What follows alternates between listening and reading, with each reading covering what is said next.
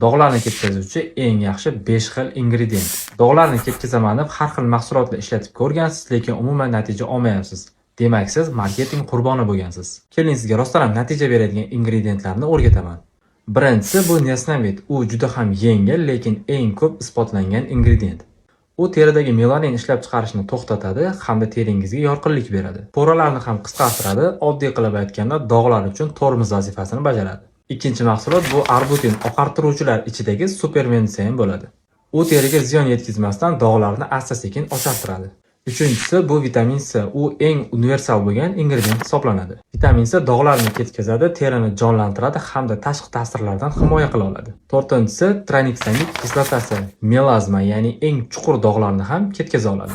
Odatda dermatologlar tavsiya qiladigan eng kuchli professional ingredient hisoblanadi. Beshtalikning eng oxirgisi bu azilak kislotasi. Nafaqat dog'larni, balki ugriklarni ham davolaydi. Agar teringiz rangi notekis bo'lsa, eng yaxshi variant bu azilak kislota hisoblanadi. Har safar mahsulot olganingizda uni reklamasiga emas, balki tarkibida shu 5 ta ingrediyentdan birortasi bormi yo'qmi, shunisiga e'tiborli bo'ling. Chunki dog'laringizni chiroyli gaplarimiz to'g'ri tarkib yo'q qila oladi.